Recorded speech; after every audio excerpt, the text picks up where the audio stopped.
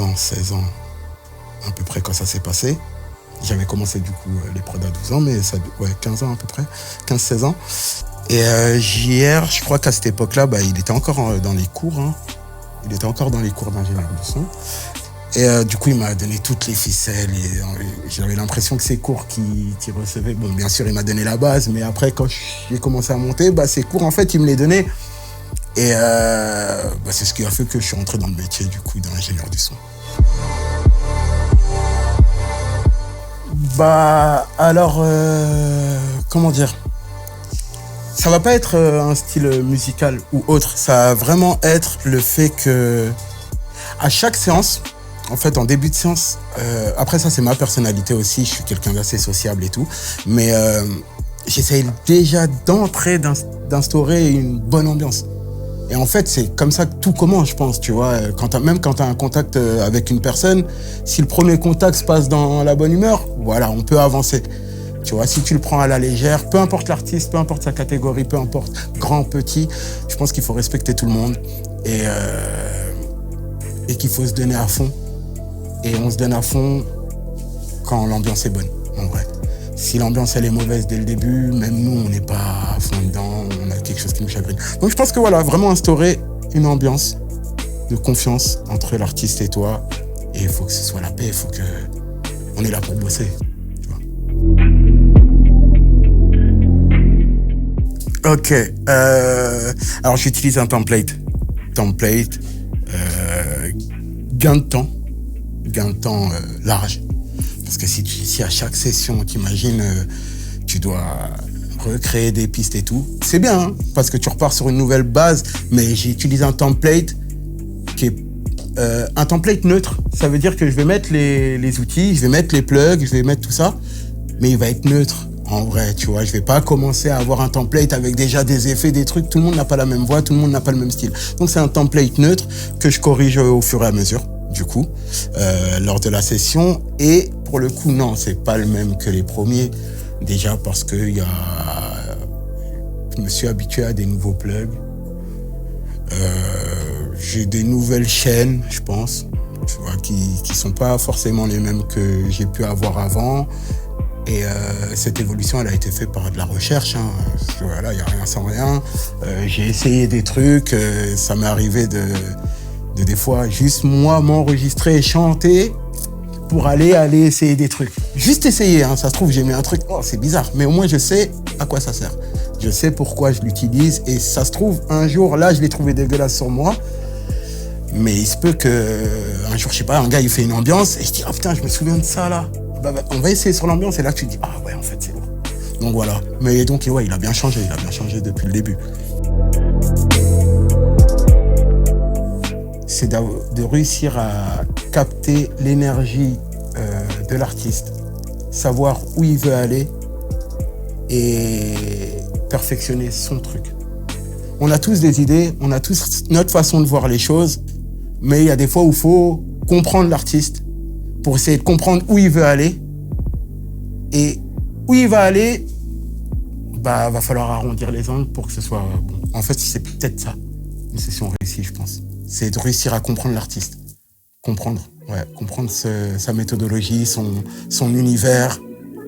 Et je pense que c'est ça qui fait...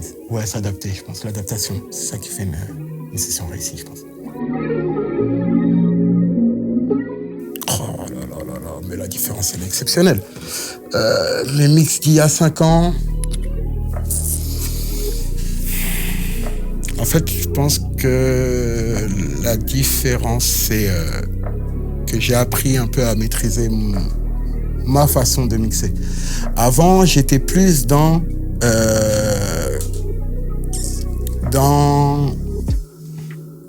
faut mixer le son et le faire ressortir un peu comme tout le monde, en vrai. Et c'est ce qui se passe même au niveau des instrus, de autres. On est beaucoup quand même des suiveurs.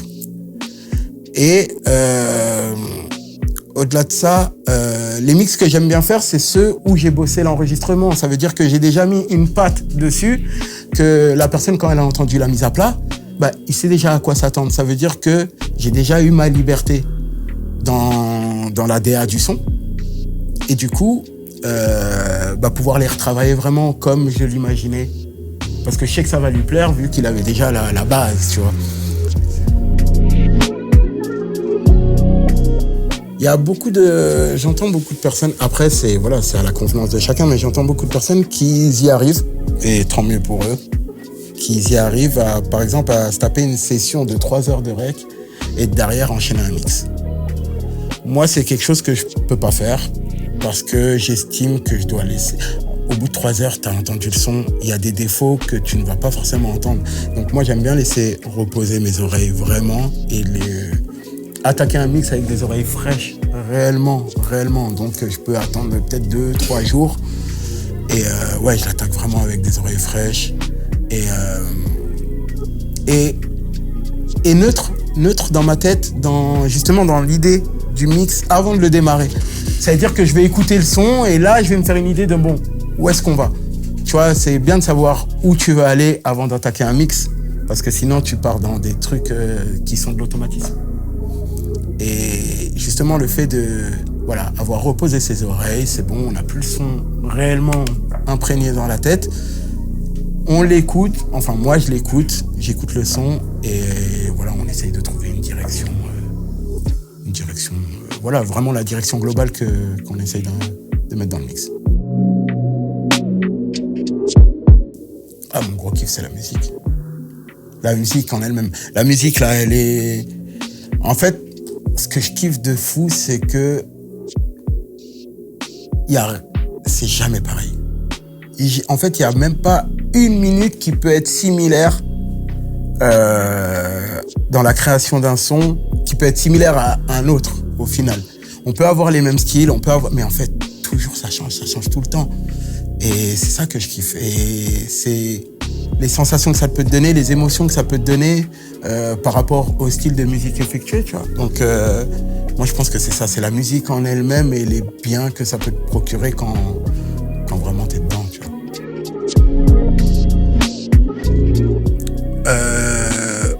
Au niveau des artistes, sur certains artistes, en fait, l'ingé, il est assez respecté par rapport au travail qu'il effectue. Donc, j'arrive à avoir beaucoup de reconnaissance de par les artistes. Mais dans le milieu de l'industrie en soi, c'est comme si on n'existait pas, en vrai, alors qu'on fait une bonne partie du travail. Je dis pas qu'on fait tout le travail, bien sûr, mais on fait quand même une partie du travail. Aux States, ils ont les Grammy pour les ingés, ils ont des... Wow. Quoi, des Grammy? Oui. Nous, on galère pour... Allô, oui, j'ai travaillé sur tel son, j'ai vu qu'il a fait disque d'or, il y a moyen de... Et tu galères. Ils ont des Grammy. Wow, bro, c'est trop, tu vois.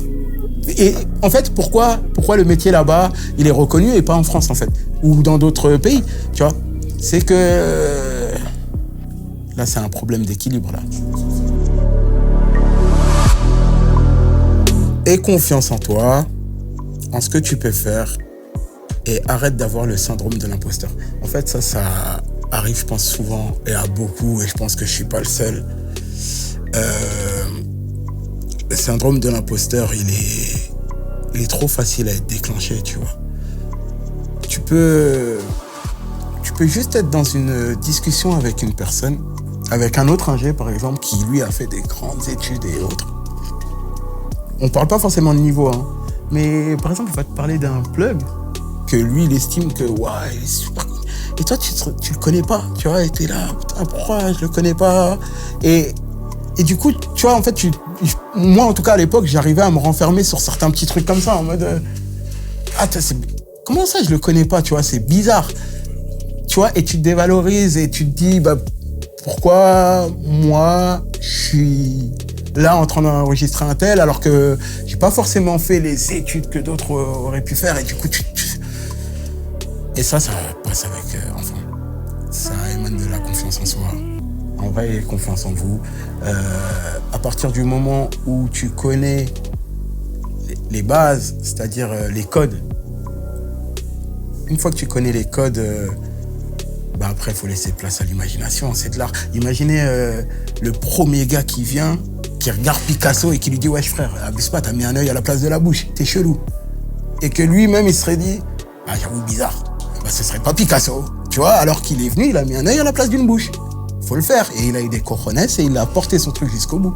Mais en fait, c'est juste ça. Faut essayer, faut faire. Vous pouvez me check sur Insta. C'est ayam.spinner. Voilà, c'est tout. Hein. Je suis que sur Insta, le reste,